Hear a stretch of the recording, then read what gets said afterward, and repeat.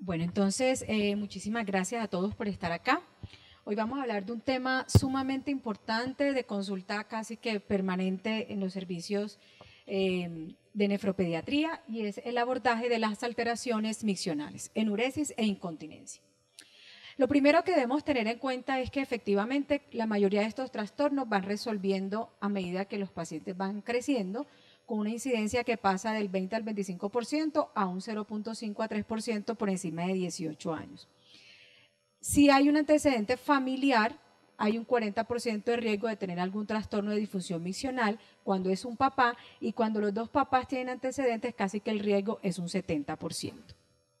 Sin embargo, como podemos ver, sigue en la población adulta y es muy frecuente, incluso que yo estoy atendiendo niños y la mamá me dice, pero es que yo también hago eso y a mí también me pasa, porque efectivamente muchos de estos trastornos se cronifican y los pacientes no es que se les quite, es que aprenden a vivir con esto. Entonces, lo primero que quiero dejar el mensaje es qué es lo normal, cómo debe orinar un niño en condiciones normales. Entonces, en el nacimiento, pues efectivamente las micciones son reflejas, se presentan más o menos 30 veces en el día, por ahí cada 15 minutos están teniendo micciones intermitentes, pero pasan desapercibido porque tienen el pañal puesto todo el tiempo. Más o menos entre los 18 meses y los 2 años es cuando empieza la percepción de la micción. Inicia algo de control voluntario, pero es alrededor de los 3 años cuando casi el 80% de los niños debería ser continente, y en los 4 o 5 años ya debería ser ajustado a la sociedad. Es decir, ellos aprenden a que deben orinar en un sitio, pero más o menos después de los 4 años ya deben saber cuándo hacerlo y cuándo no. ¿Qué es lo normal? Esta es la posición normal: espalda recta, piernas separadas, pies apoyados en un banquillo. Esta debería ser la postura ideal para realizar las micciones, y obviamente van ajustados a la edad de los pacientes. ¿Qué es lo normal además? Pues los riñones producen orina, la vejiga es un globito que se distiende de forma fácil y hay una contracción de este, que es el esfínter uretral externo, que es el que permite la salida fácil de la orina al momento de que socialmente el niño sabe que lo puede hacer. Pero más que ver esto como un simple reflejo, para que esto se dé, todo esto tiene que funcionar bien. Es decir, debemos tener un sistema nervioso intacto, un adecuado control continuo y una cantidad de fibras nerviosas que salen de 3 nervios distintos, lo cual nos indica que hay un componente voluntario e involuntario en el proceso miccional. Por tanto, hay cosas que los niños pueden controlar, pero hay otras cosas que definitivamente se salen de sus manos. Por tanto, no es tan fácil orinar como uno lo ve. Uno se sienta y orina, realmente para algunas personas esto tiene una gran dificultad. ¿Qué más sigue siendo normal? Un hábito miccional más o menos cada 2 o 3 horas. Es anormal menos de 3 veces al día y más de 8. El chorro debe ser continuo, no intermitente. El paciente debe estar tranquilo entre cada uno de los episodios, no debe estar urgido haciendo posiciones, y obviamente debe estar relacionado mucho con los factores ambientales y culturales. Porque es que para orinar además hay muchas influencias de todos estos aspectos. Entonces, social, porque hay algunas partes donde, por ejemplo, a los niños le quitan los pañales más rápido, en el colegio le dicen que tiene que entrar a la guardería ya sin pañal. Entonces, esto hace que empecemos a enseñarles a los niños o antes o después de las edades adecuadas. Un proceso cultural, económico, porque también se los quitan porque los pañales salen más caros. Entonces, le empiezan a enseñar a los niños más rápido. El género, es más fácil para los niños aprender a orinar. A las niñas nos enseñan que no se puede en ese baño, que no se siente, que no se limpie, que una cantidad de mitos. Y obviamente la parte escolar, que nos influye sobre todo en este proceso de aprendizaje. Por tanto, miren que para orinar se requieren muchísimas cosas. Entonces, cuando el paciente o la mamá llega, es que mi niño se está orinando en la ropa, ¿qué hago? A veces uno como médico queda, ¿qué hace? Yo también soy así, para mí eso es normal, y así es como deberíamos hacer el abordaje a grosso modo. Lo primero es el diario miccional. Claramente esto nos da la información más importante: cuántas veces está orinando el niño, cuánto tiempo pasa entre un chichi y otro, en qué momento tiene los episodios de incontinencia, cómo es en la noche, cómo son las deposiciones, si hace este tipo de posturas, por ejemplo, colocar el talón en la región del periné para aguantar o estrechar los miembros inferiores. Todo esto nos habla, o sea, esto en ninguna circunstancia debería pasar. Y lo otro es que siempre solemos normalizar: es que el niño está jugando, es que es caprichoso, nervioso, es que no quiere, probablemente es un niño que no sabe cómo hacer las cosas. A pesar de la importancia de esto es lo difícil del tema, porque es muy frecuente que los papás se den cuenta que el niño se orina en la cama, pero uno le pregunta ¿y cómo orina el niño en el día? Y no tienen ni idea. Miran al niño de 5 años, el niño, mamá, yo no sé cuántas veces orina. Entonces aquí empieza la dificultad del abordaje de los trastornos disfuncionales misionales. ¿Cómo es el enfoque? Entonces lo primero que debemos tratar de identificar son estos 4 aspectos. Primero, ¿cuál es el tiempo? Es decir, si el niño todo el tiempo se ha orinado, no ha pasado más de 6 meses seco, se considera entonces un trastorno primario o secundario a aquel niño que ya controló esfínteres y empieza a presentar episodios de incontinencia. La cronología, si el problema es solo en el día, solo en la noche o se presenta en ambos momentos. ¿Cómo es el ciclo? Si los síntomas están relacionados con el almacenamiento, es decir, que orina cada rato, que tiene episodios de incontinencia o es al momento de orinar, que son síntomas, por ejemplo, como que orinan y sienten que les queda parte de la orina en la vejiga o que se demoran, tienen ganas de orinar y la orina no les sale o tienen síntomas de ambos. Y la etiología es importante intentar definir si es un problema neurogénico o un problema no neurogénico. Los síntomas relacionados con el almacenamiento y el vaciamiento en papel son muy fáciles, pero por ejemplo, imagínense usted un niño que la mamá dice que orina cada media hora. Entonces, eso puede corresponder a una hiperactividad vesical, a una vejiga pequeña, a una micción intermitente, o sea que el niño orina y todavía tiene chichi, por tanto al rato tiene que volver a hacerlo, y los 3, que son 3 problemas distintos, se manifiestan con frecuencia aumentada. Entonces, solo con la clínica a veces es muy difícil intentar discernir cuál es el problema. Además, no todos los pacientes que tienen frecuencia aumentada tienen incontinencia, o sea, el niño puede orinar cada rato, pero no necesariamente se orina en la ropa, o puede tener urgencia miccional. Y en los síntomas del vaciamiento, pues también es muy importante decirle al papá, entre y escucha al niño orinar, sobre todo los niños entre 8 y 12 años, donde ya les da pena, donde van solos, donde uno no tiene ni idea con qué frecuencia lo hace, si el chorro es intermitente, si le sale del todo, si tiene que hacer fuerza, todo este tipo de manifestaciones. Entonces vamos al examen físico, como siempre, todo en pediatría. Entonces primero buscar alteraciones del sistema nervioso central. Dentro de esto incluye obviamente las malformaciones, pero además otro tipo de enfermedades que cada vez tienen relevancia, que es los problemas neuropsiquiátricos, depresión, trastorno, déficit de atención y hiperactividad, los retrasos del neurodesarrollo por cualquier causa, los PCI, los síndromes genéticos, el síndrome de Down, obviamente todas las enfermedades y disrafismos ocultos. A nivel musculoesquelético, la agenesia sacra, las desviaciones de columna, los disrafismos, los niños que tienen craneosinostosis, las hidrocefalias, es decir, cualquier alteración que me produzca alteración en la conducción nerviosa me va a producir síntomas de disfunción miccional. Y en el tracto urinario, pues obviamente debemos buscar ureteres ectópicos, hipospadia, las valvas de uretra posterior, fístulas, es decir, que hay que descartar siempre varias cositas. ¿Qué vemos? Por ejemplo, los pacientes con síndrome de Down. Obviamente sabemos que así como tienen dificultades para alcanzar hitos del neurodesarrollo, la parte misional también hace parte de los hitos del neurodesarrollo. Todas las enfermedades neurológicas, la craneosinostosis, el autismo, los trastornos oposicionistas desafiantes, los depresivos, ansiedad mayor, esquizofrenia, en fin. El síndrome de Ochoa, como vimos ahorita en un póster, que son estas disfunciones con alteración en la sonrisa, todas estas enfermedades de depósito que producen también malformaciones óseas y neurológicas. Los disrafismos, o lo que llamamos, ahora se me escapa el nombre, sí, los disrafismos ocultos. Entonces, estas lunares de pelo en la región sacra, estas asimetrías, las asimetrías glúteas, los hoyuelos sacros, la agenesia sacra, las deformidades de miembros inferiores, todo esto nos debe hacer pensar que hay médulas ancladas. Epispadias, hipospadias, las alteraciones uretrales, el ano anterior, los anos imperforados. Entonces miren que es un montón de cosas y ahí vamos a algo muy importante que es el tracto gastrointestinal. Yo siempre digo, vejiga e intestino son como el matrimonio en la salud y en la enfermedad. Si no mejora lo uno, no mejora lo otro, así que tratar uno solo de los síntomas a veces no es suficiente y vemos que hay pacientes que no mejoran y no sabemos por qué. Y básicamente la causa es que esto tiene una fuerte relación embriológica, anatómica, funcional y vemos cómo, por ejemplo, cuando hay una gran acumulación de heces fecales, esto única y exclusivamente estar obstruyendo el tracto de salida de la vejiga hace que sea difícil para los niños orinar.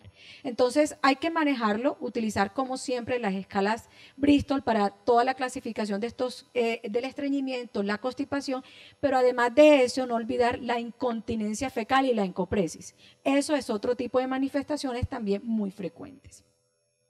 Como les decía, se ha demostrado, siempre hemos atribuido que los niños orinan porque tienen un problema psicológico. Y lo primero que hacemos es mandarlos al psicólogo. Pero, si bien es cierto, hay una fuerte relación, muchas veces no se logra discernir si es una causa o es una consecuencia. Porque todos estos niños que se orinan en el colegio, que tienen bullying, que tienen depresión y encima de eso tienen otros trastornos de base, pues uno no puede simplemente manejarlos con la psicóloga porque puede que no sea allí todo el problema. Pero obviamente todos estos trastornos psiquiátricos, esquizofrenia, depresión mayor, tienen un riesgo de 2 a 5 veces más riesgo de disfunción miccional y se ha encontrado que más o menos el 30% de estos pacientes tienen enuresis, el 40% tienen incontinencia y el 50% tienen encopresis. Es decir, que es muy importante buscar todos estos trastornos psicológicos relacionados con las disfunciones miccionales. Entonces, con toda esta información ya sabemos cómo orina, con qué frecuencia, cómo lo hace, entonces vamos a intentar clasificar cuál es el problema. Lo primero es definir si es una enuresis monosintomática. Enuresis es una palabra que debe reservarse única y exclusivamente para el niño que se orina dormido. Entonces, no hay enuresis diurna, solo enuresis. ¿Listo? Entonces, el niño que se orina dormido, por encima de los 5 años, al menos una vez por semana, durante 3 meses consecutivos y que sea solo en el sueño. Aplica para niños, por ejemplo, que hacen siesta y se orinan durante las siestas. La enuresis no monosintomática es el niño que a pesar de esto tiene además síntomas diurnos. Es el que en el día también se orina en la ropa, sale corriendo, tiene urgencia miccional, orina cada ratico. Esa es una enuresis no monosintomática. Y el otro es el término de incontinencia urinaria para el niño que se orina en la ropa en el día y que no se orina en la noche. Entonces son 3 escenarios clínicos similares pero totalmente distintos. Para esto, pues la Asociación Colombiana de Nefrología Pediátrica, en conjunto con la Sociedad Colombiana de Neurología, ya lanzamos las guías y las recomendaciones basadas en guías de práctica clínica para el manejo de la enuresis monosintomática en pacientes pediátricos. ¿Y qué nos dice esta guía? Pues sabemos que las principales causas por las cuales un niño se orina solo en la noche son estas 3. O hay un problema vesical llamado hiperactividad o una vejiga de baja capacidad, o hay poliuria que está relacionado con la producción de la arginina vasopresina durante la noche, que usualmente hay una alteración en la liberación cíclica de esta hormona durante el sueño, o tenemos una incapacidad para despertar, y aquí van incluidos todos los pacientes que tienen trastornos del sueño. Pero a pesar de que esto está clásicamente descrito y que todos lo sabemos y casi siempre los tratamientos están enfocados a estas 3 fisiopatologías, cada vez sabemos que hay muchas otras cosas que nos están influyendo en los pacientes con enuresis. Hice una búsqueda de qué hay de nuevo en esto y vemos 2 cosas. Primero, que cada vez se publica más, y segundo, que cada vez se publican cosas no relacionadas con lo que clásicamente conocemos. Entonces vemos, por ejemplo, que ya hay mutaciones genéticas identificadas que producen enuresis en estos pacientes, que hay una fuerte relación en todos los trastornos del sueño, y aquí aplica a los niños roncadores, hipertrofias adenoideas, los niños que hacen apneas e hiponeas del sueño, los pacientes que son de sueños muy profundos, los que usan medicamentos antipsiquiátricos que les producen mucho sueño, en fin. Y este estudio, por ejemplo, que me pareció muy chévere, donde han estudiado los metabolitos en orina en pacientes que son no enuréticos versus los enuréticos y que además tienen trastornos de ansiedad o trastornos de déficit de atención y hiperactividad. Y aquí, uno que no sabe mucho de esto, pero sí puede ver que los que están en la línea rojita tienen como más rojitos de este lado con respecto a los no enuréticos. Y se han identificado más o menos 23 proteínas en orina que se liberan de forma diferente en los pacientes que se orinan versus los que no. Lo cual quiere decir que esto va mucho más allá que un simple problema psicológico. Este estudio en particular me gustó porque habla de forma específica en el papel de los trastornos del sueño en estos pacientes, y ellos son muy claros en decir que siempre eran pacientes enfocados como psiquiátricos, pero que ya cada vez se da cuenta que la mayoría de estos pacientes pueden tener otras condiciones de base, como por ejemplo determinar, en este estudio en particular, hicieron polisomnografía a los pacientes enuréticos y los controles y ¿qué encontraron? Que la mayoría de los niños se orinan en la primera fase de la noche, más o menos en las 2, 3 de la mañana después de dormirse. Que en ese momento del sueño es porque el sueño es más profundo y porque además hay una mayor producción de orina en ese momento. Pero de forma interesante que encontraron que los pacientes que tienen enuresis tienen presiones arteriales medias más elevadas que la población general, que además de eso hacen un menor dipping de presión arterial y que tienen trastornos respiratorios muy frecuentes y que además eso hace que tengan un sueño fragmentado, que tengan menor calidad de vida por esa cantidad de despertares frecuentes. Entonces yo creo que por el momento esto es lo que tenemos, pero yo creo que vamos a ir descubriendo muchas cosas más que el simple problema de enuresis. Entonces, ¿cómo es el diagnóstico del paciente con enuresis monosintomática? Clínico. Preguntarle muy bien, utilizar el diario miccional, estar seguro y poner a la mamá que se ponga el fin de semana completo a analizar cómo está orinando su hijo, porque es lo primero para poder decir que el niño no tiene síntomas en el día. Porque el resto, todas ven la cama mojada, pero nunca se dan cuenta cómo orinan en el día. ¿Qué se recomienda? Obviamente la orientación a los padres. Hay que decirles que esto no puede convertirse tampoco en una guerra en la casa porque el niño se orina.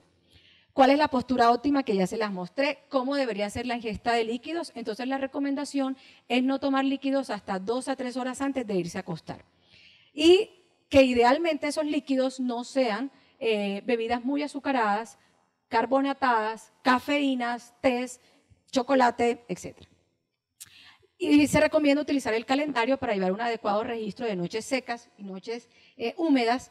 Si después de todas estas recomendaciones el niño persiste más de 6 semanas, se considera falla y luego de 6 semanas ya uno debería empezar a utilizar las opciones de tratamiento. La primera es la alarma y ahorita les voy a profundizar un poquito sobre eso y la segunda línea es la desmopresina. ¿Qué no se recomienda? Castigos. El uso de pañal es muy importante intentar retirarlo. Yo entiendo la comodidad de los padres de tener que cambiar sábanas y colchones todos los días, pero en muchas ocasiones lo que hace que el niño se despierte, es la sensación de humedad en su ropa interior. Entonces, si uno le deja el pañal, pues todo el tiempo se siente seco, entonces nunca va a lograr, se disminuye la capacidad de percibir dicha sensación. No se recomienda levantarlo en las noches, se recomienda que el niño se levante con la alarma, pero no que los papás lo levanten todas las noches. Y no se recomienda la imipramina, que esto es muy frecuente y que se usa casi que todos los días. Se ha demostrado que esto no tiene una adecuada efectividad. Obviamente los diagnósticos diferenciales, entonces la diabetes insípida o la diabetes mellitus, la poliuria nocturna, las infecciones urinarias, enfermedad renal crónica, en fases poliúricas. ¿Cuáles son las ayudas diagnósticas? Tampoco hay una regla de que a todos los pacientes hay que hacerlo todo. En términos generales, la ecografía para un paciente con enuresis monosintomática no debería realizarse. ¿Cuándo lo hacemos? La guía dice que solo para diagnósticos diferenciales o para la enuresis refractaria. No se recomienda uroflujometría de rutina, no se recomienda urodinamia de rutina. La alarma. La idea con la alarma es que hay varios tipos. Hay algunas que son vibratorias, que son pañales que vibran, valga la redundancia, al momento de sentir la humedad. Hay esos mismos pañales que son sonoros, no son fáciles de conseguir, pero en esto hay que hacer un adecuado relacionamiento con los papás, porque usualmente la alarma suena mucho y antes se levanta todo el mundo en la casa, entonces no es solamente el niño que se está orinando. La idea es citarlo al mes y mirar cómo les ha ido. Si el paciente mejora, para decir que mejoró con la alarma, es que se consiga al menos 14 días secos consecutivos. Si después de 3 meses no ha mejorado, pues ya conseguimos falla terapéutica y la idea es pasar entonces a la segunda línea. Si el paciente mejora, la idea es ir quitando la alarma de forma progresiva, primero aumentando los líquidos en la noche y luego de eso empezar nuevamente con el reentrenamiento vesical. Si el paciente no mejora con la alarma, pues la primera línea de tratamiento es la desmopresina. Hay 2 presentaciones, polvo liofilizado y tabletas. Personalmente me gusta más el polvo liofilizado porque es una pastilla redondita, parece un botón, que se coloca debajo de la lengua y se reabsorbe inmediatamente.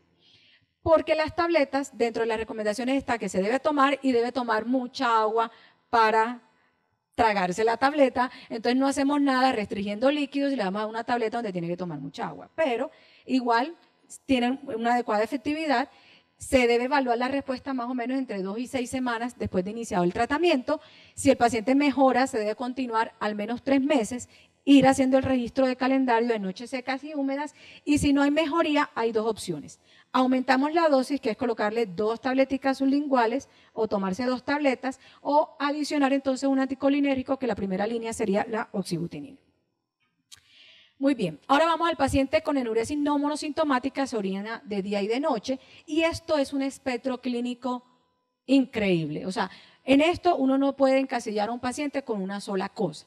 Tenemos pacientes que, como les decía, ambos orinan cada rato y puede tener vejiga hiperactiva, o puede tener una vejiga hipoactiva, que son los pacientes que necesitan orinar haciendo fuerza, y como hacen fuerza, hacen el chorrito, y luego hace fuerza y sacan otro chorrito y se paran y se van, y al ratico no han terminado de vaciar la vejiga y también tienen síntomas similares.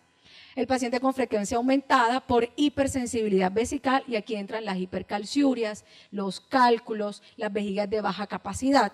El paciente con hábito retentor, el síndrome intestino-vejiga ampliamente conocido, el síndrome de Heeman-Ochoa, que son enfermedades como vejiga neurogénica sin tener una patología neurogénica de base. Así que, como vemos, es un espectro clínico muy grande. ¿Cómo enfocamos estos pacientes y qué ayudas tenemos? Cuando hacemos ecografía, en esto yo quiero ser muy clara, esto no es receta de cocina. Aquí uno tiene que evaluar cada característica de su paciente para saber qué le hace.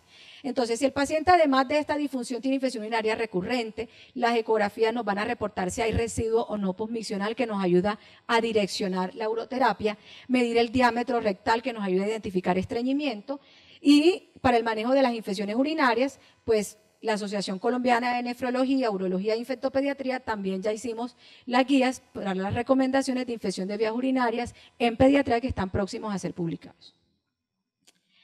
En segundo lugar, pues tenemos la cisturetrografía. Tampoco es necesario hacerle cisto a todos los pacientes, solo aquel que, además de tener infecciones urinarias recurrentes, ya tenemos cicatrices, o que además hemos encontrado en la ecografía, por ejemplo, engrosamiento vesical, trabeculaciones, estrechez uretrales. Nos ayuda además a diagnosticar ureteres ectópicos o fístulas. Y con esto determinamos si necesitamos cistoscopia, fulguración de valvas, tiene reflujo y necesita un reimplante. Nos ayuda a tomar esas decisiones. Si el paciente, cuando hacemos la uroflujometría, pues única y exclusivamente para evaluar esfínter uretral externo. ¿A quienes se lo indicamos? A pacientes que tienen residuos posmiccionales patológicos, o aquellos que manifiestan chorros intermitentes, o que tienen dificultades para iniciar la micción, ese que se dice yo voy al baño y me tengo que quedarme ahí un rato para que me empiece a salir la orina. Aquí tenemos cuáles son los diferentes resultados de la uroflujometría. Esto es lo ideal. Estas son las obstrucciones anatómicas y estas son las disfunciones que nosotros conocemos como micción no coordinada. Y para esto, ¿qué utilizamos? Las terapias de reentrenamiento vesical o biofeedback, que son terapias específicas que ahorita les voy a mostrar. La urodinamia tampoco es para todo el mundo. Aquellos pacientes que son refractarios, que no mejoran con la uroterapia, y con esto vamos a evaluar si hay alteración en la capacidad vesical, en la acomodación, si hay hiperactividad, y con esto determinamos cómo está orinando el paciente y definimos, necesita anticolinérgicos o necesita cateterismo en caso de que tenga una vejiga neuropática. En los pacientes con vejiga neurogénica, la urodinamia es no negociable. Y el paciente que además le encontramos de pronto algo que nos haga sospechar en dirrafismo oculto, pues hay que hacer una resonancia magnética de columna y obviamente remitirlo al neurocirujano y ya empezar manejo específico para vejiga neurogénica. Con respecto a las terapias, hay muchos tipos de terapias y hay muchas fisioterapeutas que hacen este tipo de uroterapia, en la cual básicamente debemos enfocarnos en 3, porque esto no es al azar. Y a veces vemos que le mandamos terapia y el paciente no mejora, y yo le pregunto, ¿pero qué terapia le están haciendo? Y los ponen que apriete, que con un balón, que suba escaleras, y yo, o sea, esto no tiene nada que ver, y obviamente por eso en muchas ocasiones no vemos mejoría. La uroterapia estándar, lo primero es informar a los papás cuál es el problema. Vea, el problema es porque tiene una micción no coordinada, él no tiene que aprender a apretar el esfínter, él tiene que aprender a relajar el esfínter. Entonces son 2 cosas totalmente diferentes. Hablar del estilo de vida, todo lo que he comentado, los hábitos misionales, cómo sentarse, cuál es la frecuencia, si tiene estreñimiento, esta es la dieta antiestreñimiento, que es supremamente importante. Si necesitamos laxantes, es muy importante que seamos proactivos en el manejo del estreñimiento, porque es que es tan importante manejar la disfunción misional como el estreñimiento. Está la uroterapia específica, que es lo que hayamos encontrado como trastorno primario, biofeedback, piso pélvico, alarmas y neuromodulación, esto que son los famosos TENS, que están indicados básicamente para los pacientes con hiperactividad vesical. Y los cateterismos intermitentes, pues para el paciente que lo necesita, que tenga una vejiga neurogénica. Estos son los TENS, que son una estimulación eléctrica transcutánea a través del nervio tibial, se le coloca aquí a los pacientes y ayuda a mejorar la parte de la hiperactividad vesical en los pacientes. Estos son las terapias de biofeedback, como vemos aquí, se le colocan unos electrodos en la región perineal y hay unos software que utilizan unos muñequitos donde el paciente cada vez que contrae el esfínter, el muñequito brinca y cuando relaja el muñequito baja. Entonces eso ayuda mucho a los niños a identificar cuándo tienen que apretar y cuándo tienen que soltar. Eso es sumamente importante porque la misión no coordinada es de todos los días. Y además de eso es muy importante que la Asociación Internacional de Continencia en Niños sacó este documento donde nos habla cómo deberían ser específicamente estas terapias en los pacientes con autismo, déficit de atención y hiperactividad y con discapacidad intelectual, porque son muy diferentes. Siempre me acuerdo de un caso de un paciente donde yo le mandé, ya llevaba como 30 sesiones de biofeedback y el paciente no mejoraba. Yo decía, pero ¿cuál es el problema? Y finalmente era un niño que no tenía un autismo, o sea, llegamos al diagnóstico de autismo a través de esta disfunción misional, porque el niño no hacía contacto con la persona que le explicaba, no tenía una adecuada, no le gustaba quitarse la ropa, no le gustaba hacer los ejercicios, no lograron llegar y él no entendía cómo era el problema y básicamente porque para ellos, que son una población especial, se necesitan terapias especiales. Por último, es muy importante definir si el paciente tiene vejiga neurogénica o no, porque el enfoque es totalmente diferente. O sea, a estos niños, por mucho que tú le digas relaja, contrae, obviamente ellos tienen un trastorno neurológico de base que les va a quedar imposible en muchas ocasiones hacer este tipo de actividades. Obviamente estos pacientes tienen riesgo de infecciones urinarias, tienen riesgo de reflujo, por tanto tienen cicatrices y por tanto tienen enfermedad renal crónica. La principal causa por la cual los pacientes con vejiga neurogénica fallecen es por problemas por problemas cardiovasculares secundarios a la enfermedad renal crónica. Entonces esto es algo que debemos recordar. Ya ACONEPE hizo también nuevamente el juicio, y miren que hemos sacado 3 guías, para el diagnóstico y tratamiento de la vejiga neurogénica, que también está próximo a ser publicado, pero todavía no se los puedo mostrar.